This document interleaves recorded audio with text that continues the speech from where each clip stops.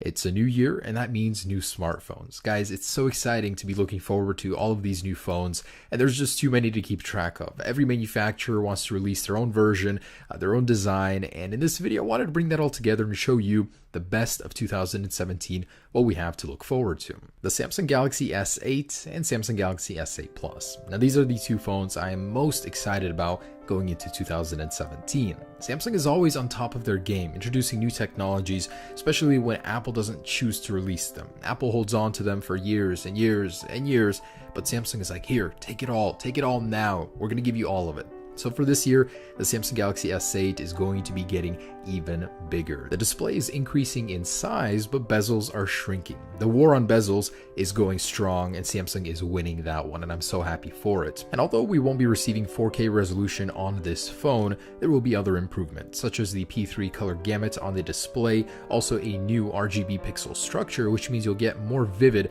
and brighter colors on that display. I just cannot wait for it. I'm an Apple guy, but Samsung always manages to get me excited. Now, a new leak actually shows that the display will be curved on the edges, just like the Mi Mix, so that's a very exciting change. It will be one of the sexiest phones in 2017, I'm almost sure of it. And sure, on paper, the Samsung Galaxy S8 will be amazing. It'll have so much improved technology, but the real showstopper is going to be the iPhone 8. A lot of people are going to pay attention to this one just because it will be such a radical change in design from what we're used to. We've had 3 years of the same looking basic design. The iPhone 8 is going to improve upon that with a new change to the design. So glass front and back, inspired by the iPhone 4 and 4S, with major improvements to the display. The flagship iPhone 8 model is set to receive an organic LED display. That means a lot brighter, more vivid colors. Not only that, it allows for a more efficient phone, and it can allow for a thinner design as well. Not that Apple needs to go thinner, they just could if they would want to.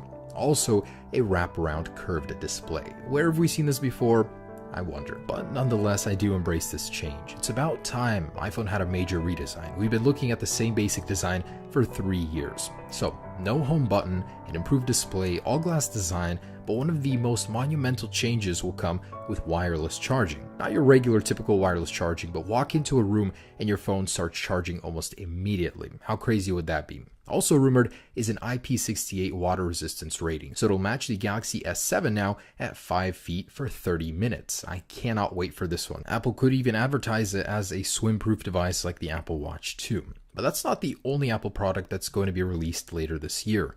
Also, the iPhone 7s. So although the iPhone 8 will be the larger flagship model, Apple will want to introduce 2 cheaper models as well for everyone that doesn't want to go all out. Now these will be an LCD equipped iPhone 7 upgrade. Basically the S means speed. So it'll be a much faster version of the iPhone 7, but mostly internal changes. Although it is said to receive a stainless steel chassis, it'll be the same overall design. It's unlikely that this model will have wireless charging, but it'll basically be a simple upgrade for people that don't want an organic LED curved edge iPhone. It'll be a more sensible phone for daily users. And no, for the optimists out there, this one will not have a headphone jack. Once Apple's made a decision like that, they're not going back. It'll keep the home button just like the iPhone 7. Most of the changes again will be in the speed department, so expect some major improvements there, possibly the A10X chip from the iPads, although it's likely it could share the same chip with the iPhone 8, just keep most of the same design. And believe it or not, the Samsung Galaxy Note name will live on, so Samsung is not giving up on that brand just yet. Rising from the ashes of the Galaxy Note 7, like a phoenix, the Galaxy Note 8 will do much better and improve upon where the Note 7 failed. So the very first thing, obviously, is the battery issue. This time around, Samsung is going to be using LG's batteries, as they haven't had any issues with those, and this could actually be Samsung's first smartphone with a 4K display. Samsung usually likes to introduce the more complicated, advanced tech with the Note series, and this year we could be seeing the very same thing.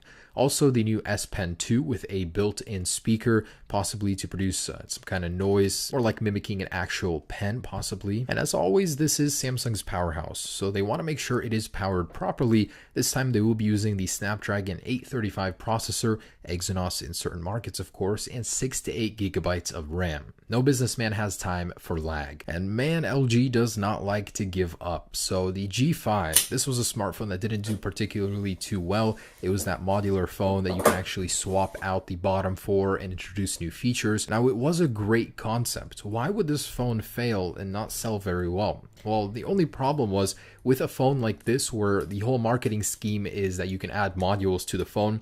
If you don't introduce new modules and only keep two, I think there was like a speaker one and a camera one, nobody will buy this phone based on that gimmick. Otherwise, it was a pretty mediocre Android phone. I didn't even open mine until just now. That's like half a year because I just wasn't excited for it. With the G6, LG is looking to fix that and stop thinking outside the box. Basically think like every other smartphone manufacturer. We're going to be seeing a huge trend in front and back made of glass, and that's exactly what the LG is going to do. This leaked concept is what it's going to look like, very similar to the G5, just with a more glass design. Wireless charging, Snapdragon 835 is included. And that brings me to the Google Pixel 2. So the Google Pixel 1 was a fantastic phone. At its core, it was one of the best Android phones ever. It was just lacking some hardware features that even the iPhone has, such as IP67 water resistance at the minimum. The camera was fantastic. That was a big plus to Google. But later this year, the Google Pixel 2 is said to be shipping with a dual camera sensor, as that is superior. It's going to have IP68 water resistance as well, as the first one didn't, and an all-glass design to allow for wireless charging, and very possible a QHD display. So although the Google Pixel 1 was great, these areas the Google Pixel is going to improve on and make for a much better stock Android phone. The Snapdragon 835 and 6GB of RAM is rumored. So concepts that have leaked or renders have shown a glass back design that would allow for wireless charging and a more tougher look for the borders. I actually do kind of like it. So that's the Google Pixel 2. And that brings me to the next OnePlus phone. I mean, it should be called the OnePlus 4, right? The old one was OnePlus 3 and 3T. But no, it actually might be called the OnePlus 5, as in Chinese culture, number 4 is considered unlucky, and this is a phone with its main audience being China. But I gotta say, OnePlus as a company is fantastic. They make sure you can get the best possible experience. They have really fast software updates, and the hardware is always top notch for a very reasonable price. And which other smartphone manufacturer do you know of that releases an update halfway through its cycle just to make the CPU faster, as they did with the 3T? This one is rumored to have the Snapdragon 835 and a massive 3500 milliamp battery, and of course the next generation dash charge that'll allow you to get so much charge just within 15 minutes, over 50%. This is a phone that competes in the mid-tier price range, but it's a bargain. These phones can usually put high-end models to shame. And this could finally be the year the future arrives with foldable smartphones. Late this year, Samsung is set to release its smartphone that can fold in half to serve a dual purpose, both a tablet and a smartphone. They've been developing this for 4 years, and this could finally be the year we could see it in our hands. Now, the run will be limited to 100,000 units, as it's more of a concept, testing the waters, seeing how people react to a phone like this.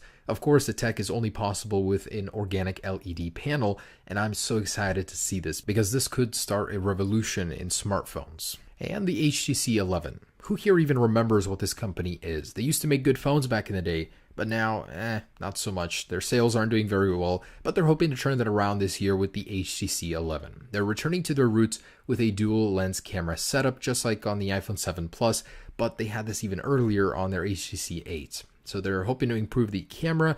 The design itself could have a wireless charging compatible back with a glass design, and in general, they will be evolving the design that they had before. This is a leaked concept of the HTC 11. Nokia. Look who's back. They finally decided to pull their head out of Microsoft's ass and release a real Android phone. It's no wonder this thing sold out within a minute when it went on sale in Chinese markets. Now, this is a budget phone. It's about $250.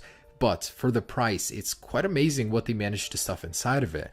A Snapdragon 830 chip that's octa-core, and it's even better than the Snapdragon 821. It also does have an Adreno 505 GPU, so it's pretty well spec'd. Also, durability is still on the table like the older 3310. It has a Gorilla Glass 2.5D screen, which is very durable, but at the same time very aesthetically pleasing. It's already out in China, but it will hit the US market within a few weeks. So that's the Nokia 6. Actually pretty excited for this one. And the very last one is the Xiaomi Mi series. So whether it's the Mix 2 or the Xiaomi Mi 6, this brand is actually ahead of its time. Known once for copying Apple, they're outdoing them now. They're using ceramics in materials bone conducting earpieces for calls, and even laser technology in the cameras. It's amazing how far ahead of the game they are. It's just not implemented totally well with the software. I wish they would introduce a better skin or just a stock Android ROM with it. Otherwise, I'm very excited for what this phone company has to bring. I mean, look at this thing. It's a slice of the future.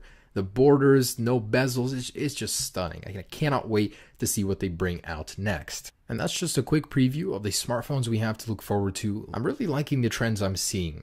Water resistance, wireless charging, larger displays, less bezels, and a huge increase in speed. So I cannot wait to share all of these with you on my channel. Stay tuned for all of that, and I hope you enjoyed this video. Peace.